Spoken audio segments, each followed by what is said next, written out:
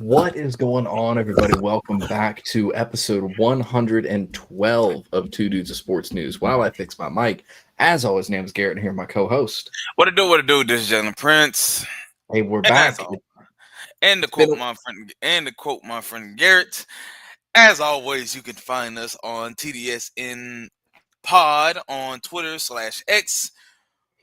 You can find us on TikTok on TDSN slash pod on _pod, whatever the heck you call it, and always follow us on our YouTube page as well.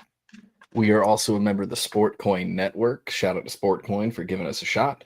Go check them out. They got a page and everything. It's fine. I'm not telling you to buy anything. Dog, you're frozen right now. Am I frozen? You're am I frozen good? right now. No, boy. you're still frozen. We'll talk it through. We'll talk it through it. Can you hear me? I can hear you clearly. Okay, so you can hear me. We just can't see me. Yeah. Well, we can see you. You just frozen. It's gonna be fun to watch back live. Yeah, this is gonna be fun. Whatever, we're good. Technical difficulties are not. We're here. Don't worry about it. I guess Sportcoin is a magic word. Yeah. Not telling you what to buy and what not to buy. Do what you got to do. Do your own thing. Yeah. But we wanted to postpone the episode a little bit. We wanted to do it after the KNICKS game. This episode is also brought to you by Hopefully Someday, but right now, Dr. Pepper Zero Sugar for my 0 wins tonight from Boston. Thank you so much. We broke a record. Not in a good way. We broke a record. We have 45 missed threes. Over 45 because I know we took more threes in overtime. He's unfrozen. Hey, we're back. Am I back? Yeah, you're back. We took over 45 missed threes in overtime. I know we did. I know. So you're not gonna win the game when you miss 45 shots. But Jalen Brunson showed out. OG Anunoby showed out. Knicks did well. It was a great way to end the game. It went to overtime. And bold prediction, this is the only one the Knicks get. Hopefully. We have lost 6 games in our last 6 playoff series, including this one. That's it. Panic. E-Man, this is your one. I'm not panicking yet. Yeah. Hey, man, but you got to credit the Knicks, man. Like, they play solid defense. Dog, being down 20 points, I know it looks bad on your point, but, like, mind you, I hate the Knicks. But you got to give it credit. You got to give credit what credit is due. You're able to play solid defense, and they were able to get back into the game for the large part with Karl-Anthony Towns being on the bench. Yeah. But, like, with Jalen Brunson, Brunson been balling. I will never not give someone their flowers. Yeah. So they did great.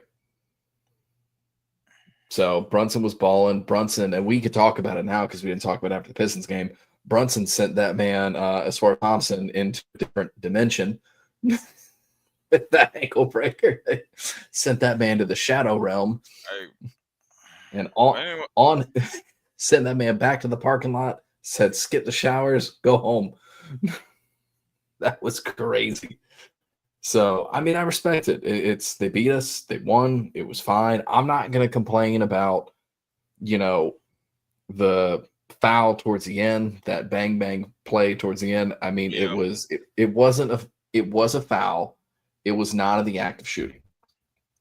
It was a great call, and I can't be mad about it. And I've also always said, if you lose because of the refs or the officials or the umpires or whatever, you didn't do enough to win. Agreed. So, definitely could have done better. They could. Don't miss 45 threes. True. Definitely do that. Don't miss 45 threes. Hey, I still feel like y'all are gonna win the series. So Knicks. Shoot. I don't know. Like, you just got to give the Knicks credit. Like, they're able to take one. You got to take care of business. Obviously, you're gonna be able to get one on the road. That's what the Celtics do. So we're gonna be fine. I'm not worried. We're going to be fine. You know what this does? This lets us in Game 5 in Boston.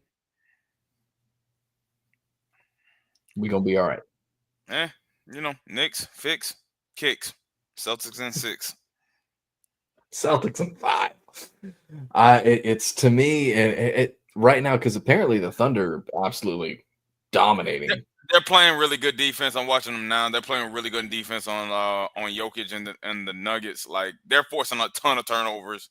So now, like, Denver just better be glad that like OKC is not making a lot of their wide open 3-point shots, because they've had a bunch.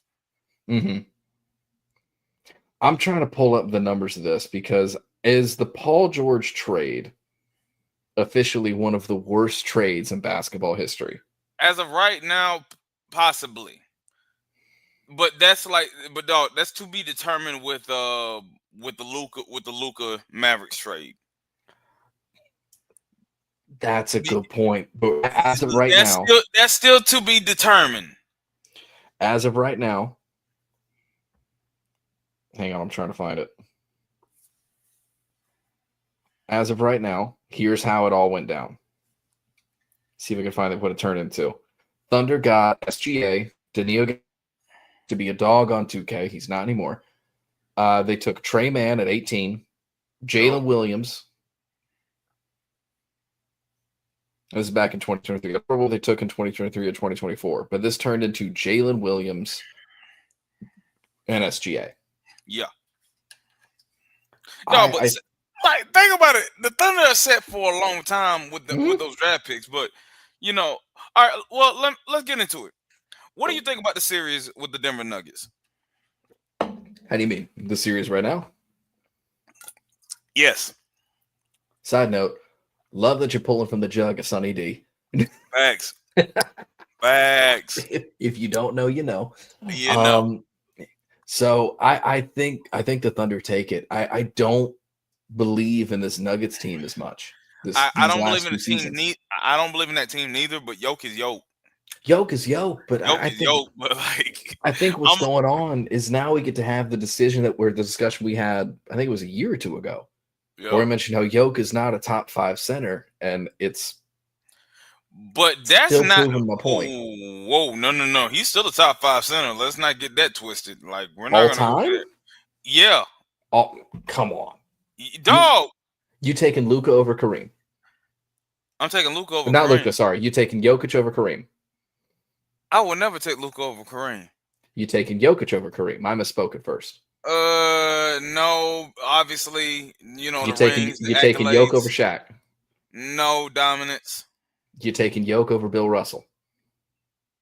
No, obviously. Depends on how you want to look at it, but no. You taking Jokic over Olajuwon?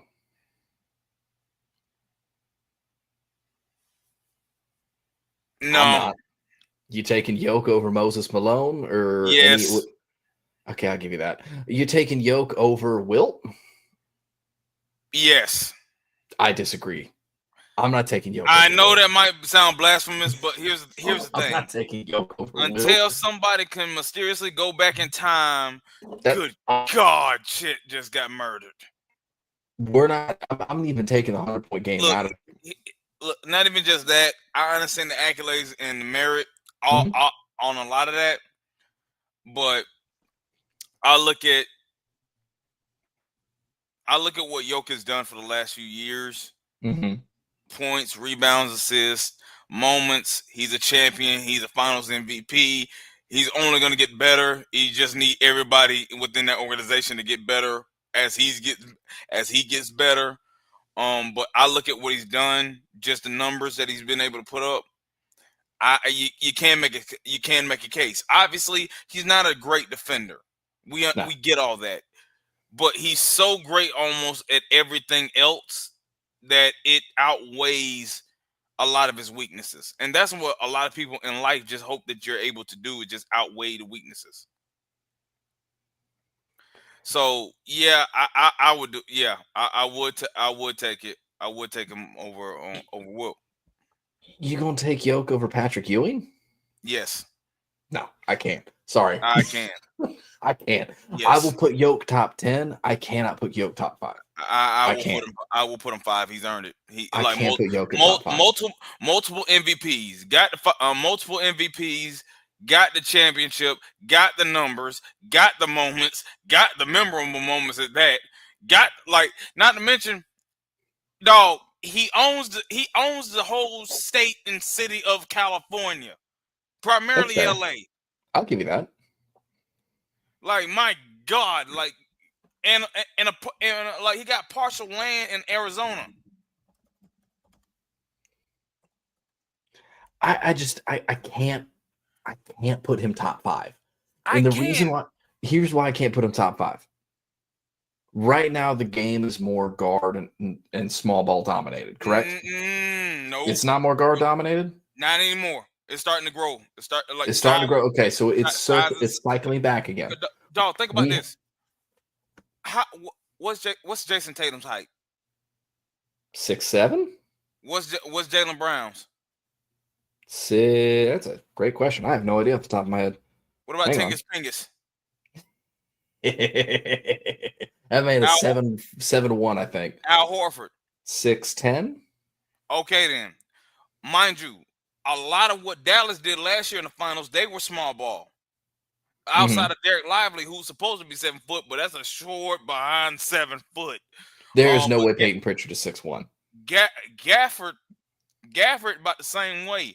But y'all saw how y'all size and length caused a lot of problems within that finals. Dog, we're trending back towards that.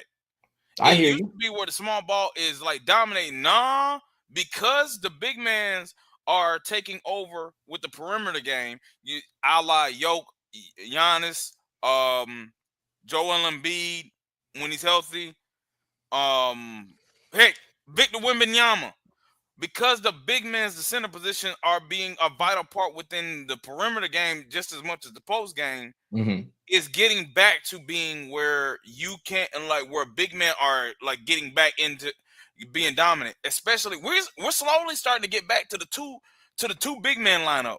Because you look at what OKC does with Chet Holmgren and Isaiah Hartenstein. 2-man big man lineup on that one. I guess my point that I was trying to make, I got real southern there. Wow, hang on. Reel it back in. Reel it back in. Bury that accent. And to me, I'm not ashamed of my accent. At all. I just want y'all to understand me. Yep.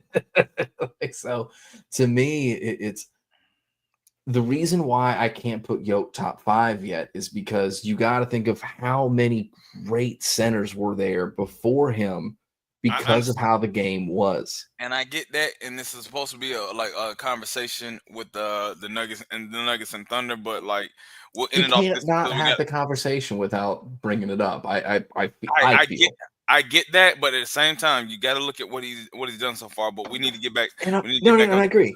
I agree, and I'm not trying to diminish it. And it's to get back on it. You're right. I'm not trying to diminish it. To get back on it, Yoke is a great player, and he is the sole reason why Denver is still even in this.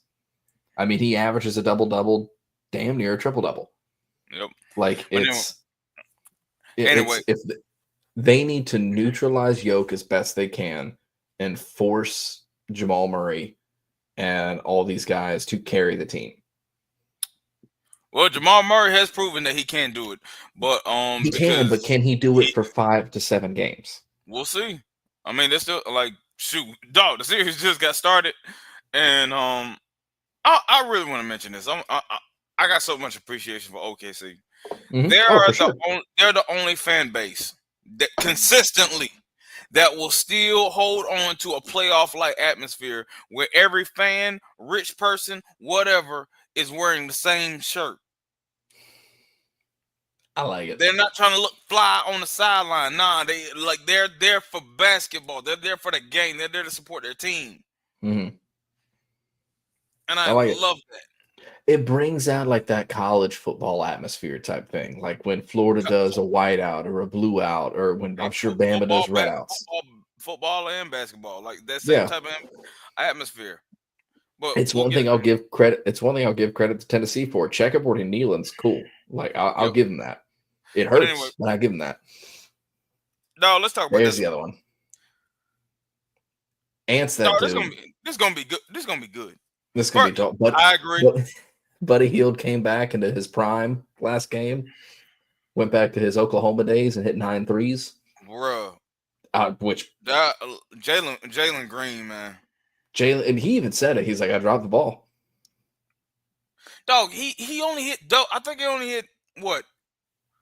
He had a 38-point game in game 2, but after that, and I gotta find that stat line. I gotta find that one. I will. This is my bold prediction for this series. Whoever wins this series wins it all.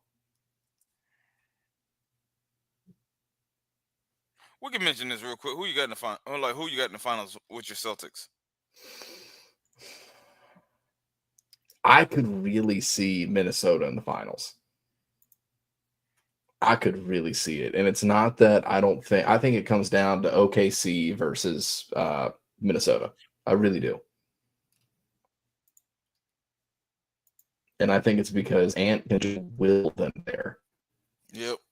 That's bad, man. Yeah, this was bad, dog. That's bad. Dog, 7 points in game 1, 38 in game 2, knocked down 8 threes, 52%. But after that, 9, 8, 11, and 12. That's like the reverse version of you counting when you were 5. Shout out Hater Central for the stat line. That's great. I'm like, bruh. And like, I'm not the biggest Jalen Green fan. I was more of a fan of Cade Cunningham than I was, and I like the rivalry. Those two guys, both of them being like the top 2 picks in their draft at the time. So like, I always got respect for that and the level of competition. But I was never a big Jalen Green fan, obviously, because if you know, you know. The video that surfaced out a while back. Again, if you know, you know. To me, I'm happy for Cade. Cade has been in hell up there in Detroit for the last couple seasons, and they're finally in the playoffs. Yep. I'm happy for Cade. Yep. But I think the Rockets team is a scrappy team, and I think if Golden State can make it through Minnesota, well, they got a scrappy head coach, and you know him very well. Whole lineup is scrappy, which I think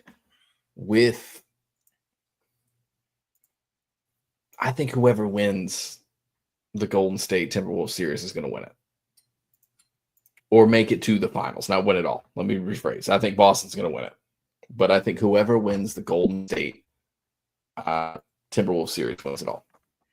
So you're giving OKC or the Nuggets no shot against the Wolves or the Warriors. In the finals, correct. That's my bold take. Yeah, I'm not saying that one. Like, I'm good with either team in the West. Like, I like all 4 of these teams: Warriors, Wolves, Nuggets, Thunder. Like, all of them got a chance to be able to win a championship this year, and I'm really excited about it. Because like, we're about to see some really good basketball. We're going to see some really entertaining basketball. I mean, dog, but like, seeing what OKC is doing to the Nuggets right now, getting to the point where like Yoke is showing a whole lot of passion and trying to win this game, it's amazing. But we got to be able to we got to move on. Like, real quick, Cavs and Pacers. Who you got? Pacers. Yeah, I don't trust Cleveland. I'm you know what? I'm gonna stick with Cleveland. I don't trust Cleveland. I think Pacers in 7. I'm gonna stick with Cleveland. Trying to think. I'm actually gonna go Warriors, and yeah, I'm gonna go Warriors versus Timberwolves, because here's the thing: everybody's gonna look at for Ant and Curry. Dog, there's another storyline. Jimmy Butler, former Wolf. I think this Golden State team is deep, but also Ant is not gonna go down. But he needs the consistency of Julius Randle. He ain't gonna go down easy. That's asking a lot. He ain't gonna go down easy though. So I definitely think that he won't go down easy. So I definitely think that we could be in a situation where, to me, I think it comes down to Minnesota and OKC. I don't give Denver a shot in beating OKC. I think Thunder have it in 6. As long as they got Yoke, They I got think shattered. Thunder. But I get Thunder what. in 6. But I got the Thunder too. But Thunder in as long as 6. they, I think that's gonna be a 7-game series. I take 6. But we'll see. I Anyway, think Western Conference Finals go to 7 though. can we finally get to the draft? Cause Yes, we that was can. that was the main one. Yes, we can. Let's start with this. Some top 10 draft grades, which I am angry my Jags are not in here because I think we did good. This is the first time we've had a competent Hey, front office in the last 3 years. well, we already know who the number 1 pick was, but like, yeah, you had the number 2 pick. I'm gonna let you start. I'm gonna let you start off with yours. Well, let's get right into it then. I mean, we know the number 1 pick. We'll throw this up there. So this is my Jags draft recap. Shout out Jags Wire for the graphic.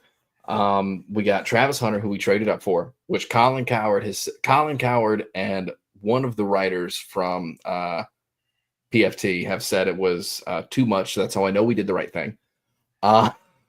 Coward's a moron, and Florio's an idiot. But I think I like everything we did.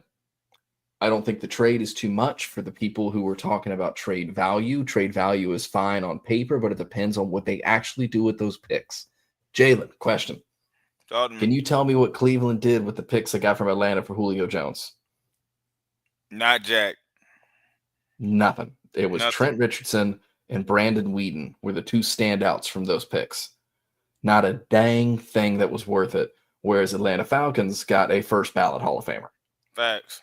Do I think Travis Hunter is going to be a first ballot Hall of Famer? I think it is too early to tell. What they've already come out and said is what potentially he can. The potential's there. I'm not disparaging the guy at all. Potential's there. Also, I guarantee this man sleeps in his draft hat. There's no way he doesn't. He's already been spotted around Jacksonville with his girl in the draft hat from that night. I love it, man.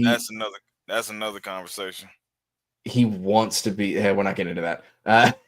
That's my wide receiver and corner. Leave that man alone.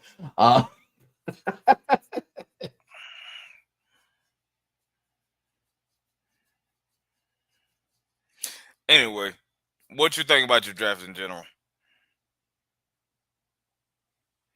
Hello? All right, folks. Can you hear me? Am I back? Yeah, now I can hear you. Am I back? Yeah, you're back. For now, at least. Hello? You're back. We're going to see if I'm back. Dog, he got that T-Mobile. For it. He got that T-Mobile on like internet service. Now. There we are. I'm back. Can you hear me? He got that Cricket internet service, man. I don't know what's going on. It is not cranky, man. I don't know what. Oh, wait, you hear me now? Yeah, I got you. It's my laptop, I think. But to me, I like the Travis Hunter pick. I don't think we gave up too much. I think we needed an actual wide receiver threat besides BTJ on offense. Also Give true. Trevor a fighting chance. He's going to start as wide receiver with some small DB packages. The kid we took in Ransaw from Tulane or Tulsa, Tulane, I'm right. Absolute dog. He's going to play safety. He got snaps at linebacker in college. That man is going to be a beast. Wyatt Millam is a great outside, or he's a great offensive lineman. He might bump inside. It's fine. I don't care.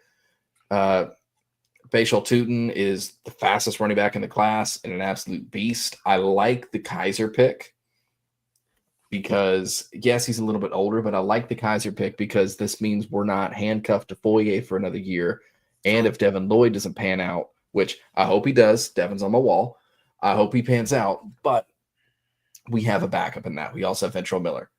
Jalen McLeod, I know you saw him in the Iron Bowl, but I think he's going to be a great edge rusher. We'll see. We'll see. There's not a pick on here I honestly don't like. Well, even some of our free agent signings I like. Look, the biggest thing is you got Travis, and not only is it going to help impact you on the field, it's what it's going to do off the field, and mainly get butts and seats to be able to pack out that stadium again. Oh, dude, our following for all of our socials skyrocketed by like 40,000 overnight, without question. And I want to call out. I want to call out Gronk. I want to call out Pac-Man Jones because him and I had Twitter beef before the draft.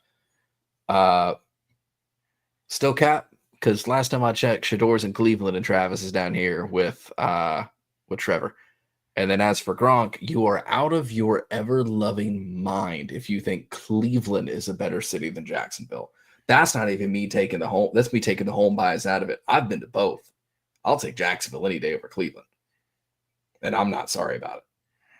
So, but I like my draft. I'd give my draft, a B plus, A minus, somewhere right around there. I'm not mad at any of it. My turn. And as for those picks, we'll see what happens. Yep. Your turn, man. Let's do it. I love my draft. First things first. Clint Kubiak's our offensive coordinator now. We got him from the Saints, and if you paid attention on how the Saints run their offense, it's all based on the wide zone run scheme with the hint of West Coast offense. So what do? What's been our main problem since we traded for Jimmy Graham? Offensive line. We addressed that getting Greg Zabel. I remember watching him back when in the Senior Bowl. Versatile, went up against a lot of tremendous talented edge rushers at the Senior Bowl, and I was like, yeah. So it solidifies that spot. Then we end up shoot, it ain't no fun that the coach can't get none. Like Coach McDonald, he said, I need a Kyle Hamilton type receiver. Get Nick and Eamon. And dude's a dog.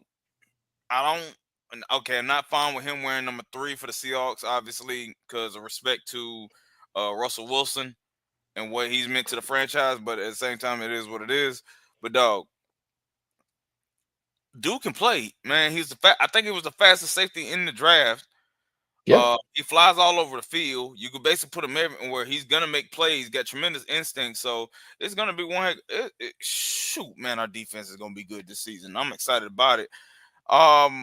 Getting offensive weapons like Torrey Horton. Getting Ricky White. Getting another offensive lineman later on in the draft. Getting a tight end out of Miami, who kind of reminds you a lot of Noah Fant. So if we're ever ready to let Noah Fant go, we got somebody on the backup that's just as versatile and could be pretty much a really good weapon. Damian Martinez, real good vision, powerful back. I'm excited what he's gonna be able to bring to the team. Defense, shoot. Outside of that, we added the guy from Notre Dame who his name escapes me, and I hate that. But tremendous. You'll learn it soon. Yeah, he got some really good take to him. I just need him to be able to make an impact because our defensive front is loaded. The biggest impact to me is going to be Robbie Oots, because what Clint Kubiak loves to do, he loves to utilize I formations. He loves to use fullbacks, and you're going to be able to get a good athletic versatile fullback in Robbie Oots because he played the H-back position tremendously when he was at Alabama. Speaking of Bama, speaking of some greats, obviously I was excited the fact that we finally got a quarterback for the future in Jalen Milroe. I got some trust issues, mainly with consistency. I have concerns, obviously, but we're not expecting him to start year 1. Right. We're looking for him to develop. And the fact that we finally have our quarterback for the future, along with Sam Darnold, who could be able to step it up. I mean, this situation is very similar to when we drafted Russell in the 3rd round and we signed Matt Flynn to Seattle off of free agency. So, as I mentioned before, I love this draft. I love where we're at, and I'm excited going forward. But my expectations are checked. I guess, and I think Milroe is going to be a great, he gets to sit, he gets to relax, he gets to just hang out and be fine. Yep. So I'm not that concerned. So I guess I have 2 huge, and we'll talk. So we can talk best draft selections too, and we can talk winners and losers. Yeah. So, let's get right into it. For, best draft selections, to me, I think of this as more of a steal. And I don't really consider anybody in the 1st round a steal. So, normally Matthew Golden would hold this spot for me, him dropping down to 20. But I think my best, overall draft selection currently, taking home bias out of it, I'm not getting in any of that. I'm actually not going to pick a Jaguar. just so I don't have to deal with it. I would hope so. I think Trey Amos falling to 61 when people were talking about him potentially being a first or like late first, early second round pick, dropping to 61 and going to Washington. I think it's a great pick. I think it's one of the better picks of the draft so far. But that's just me. What about you? I'm looking through the first round. No, okay. Not much of a surprise. I'm so glad that the Panthers drafted Territorial McMillan. Yep.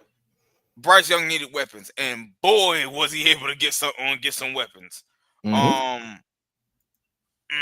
Man, I was really happy that what the Panthers did this offseason, especially in this draft, and to be able to just get Bryce Young some weapons, man. Like he's been needing it. He started playing better last season at the end of last season. So like, what do you need to do? You need to just continue to put weapons around him to be able to have success, and you need it. Dog, think about this: the NFC South is still wide open. Yep. It's wide open right now. There's no one dominant team. Like the Panthers could make some noise. The Falcons can make some noise. Saints maybe. Actually, Saints ain't got no shot.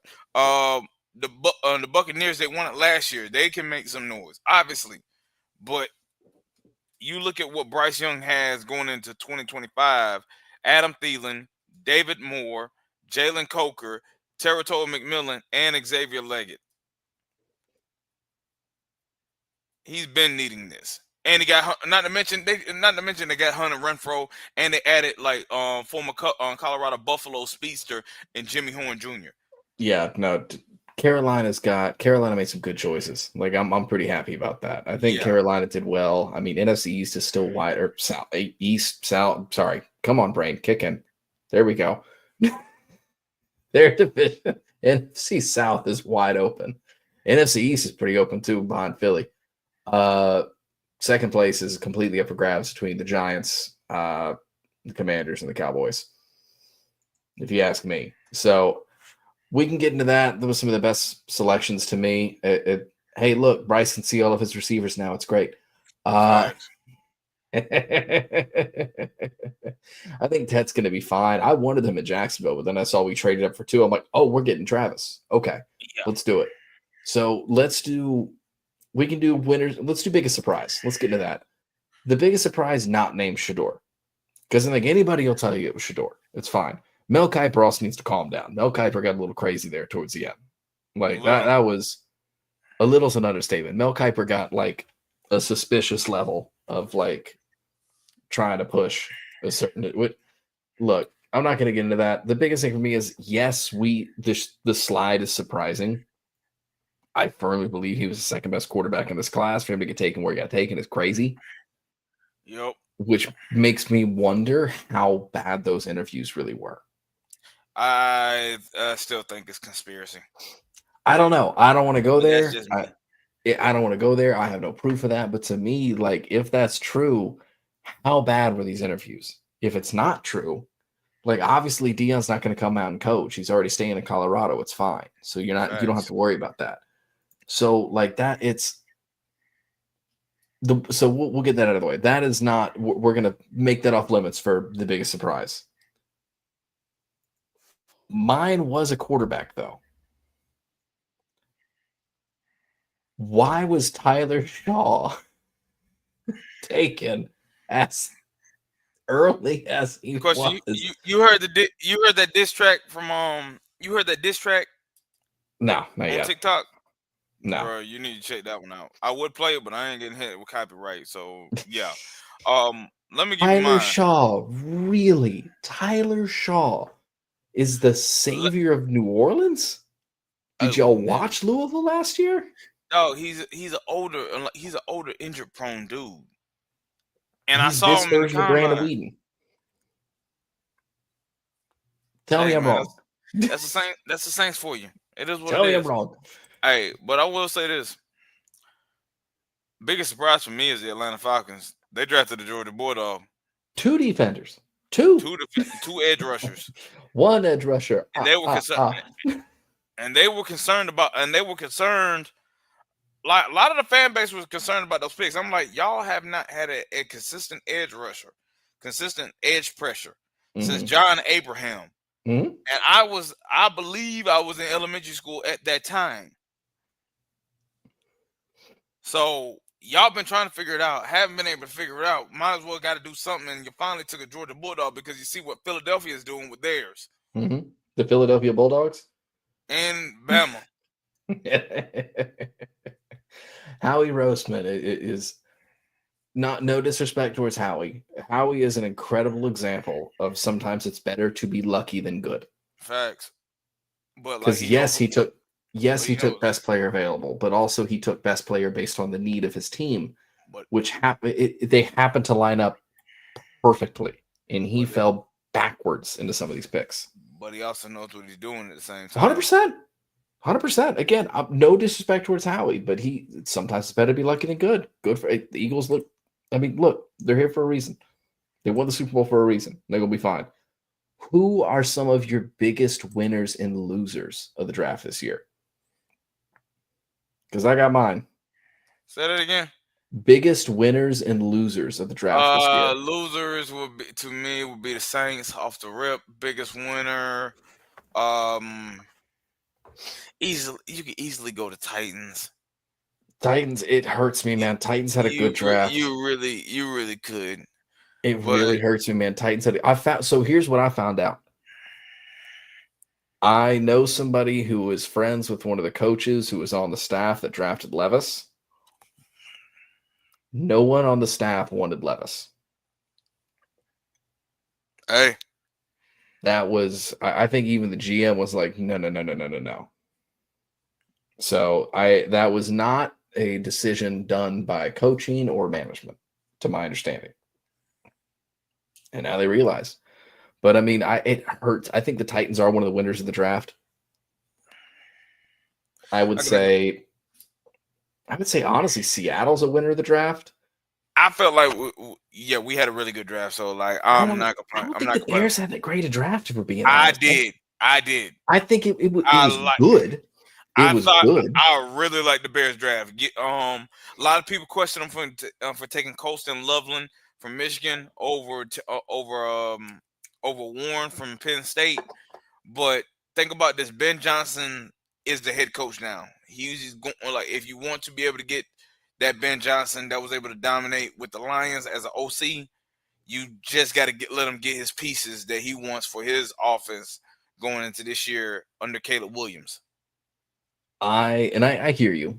I think the Raiders are biggers. I think the Eagles are good winners. I think the Chiefs had good drafts. I think Jags had a good draft.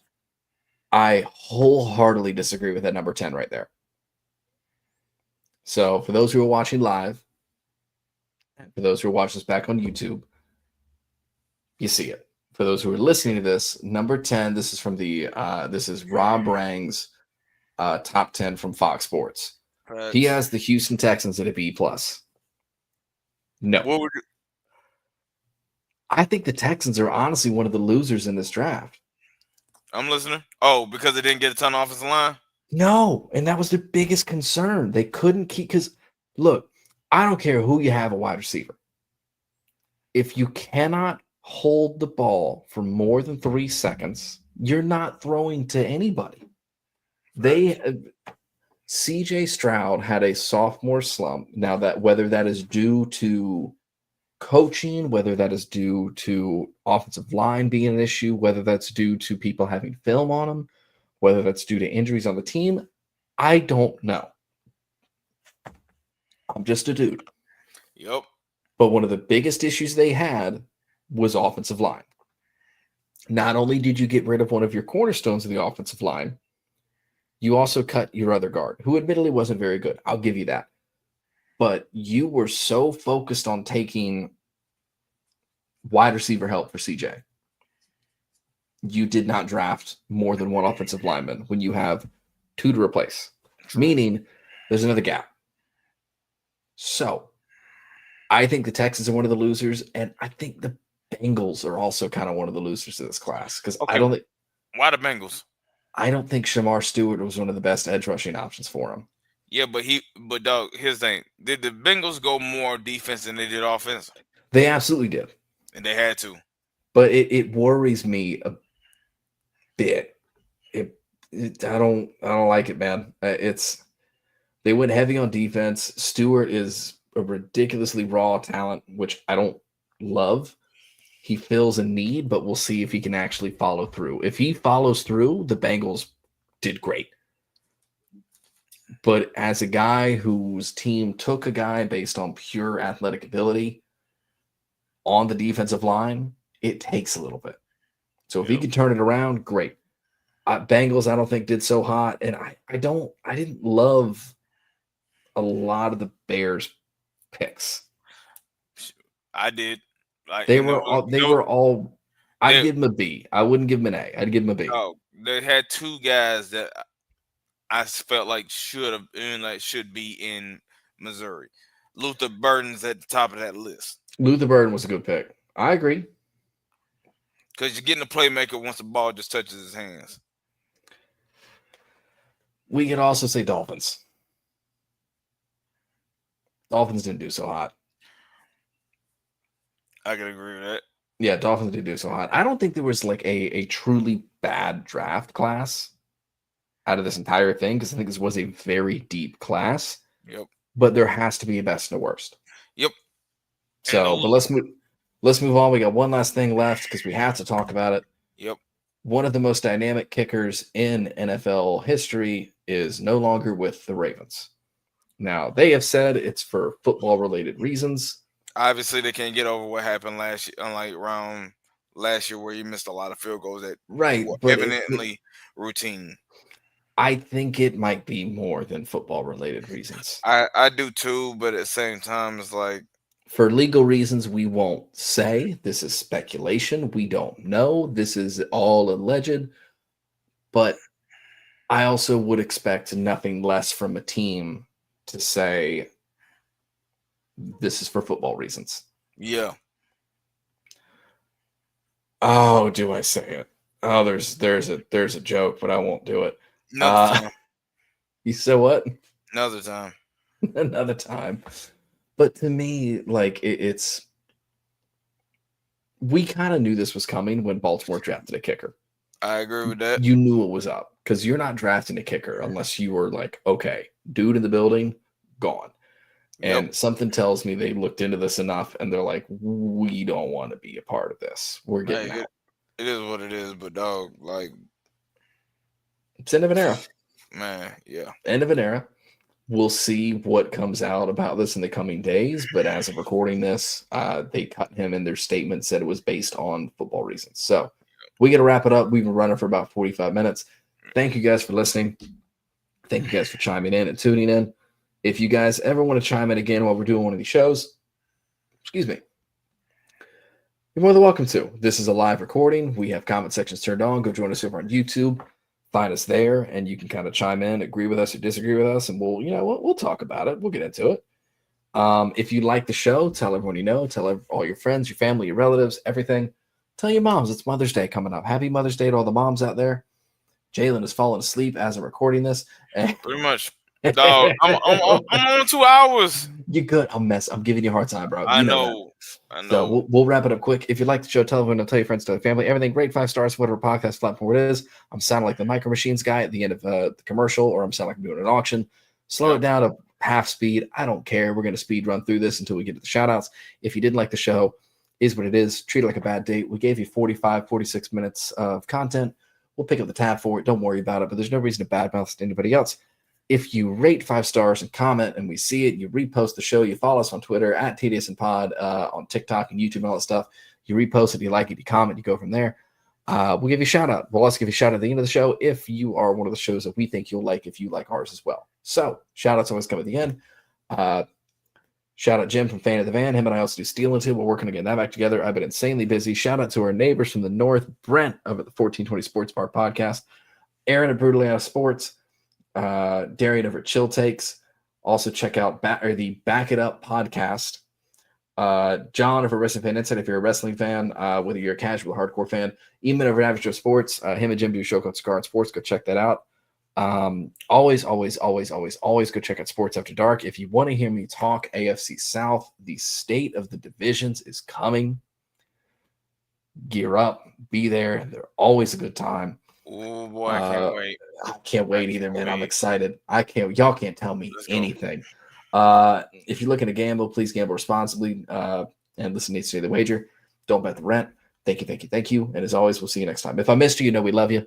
Peace.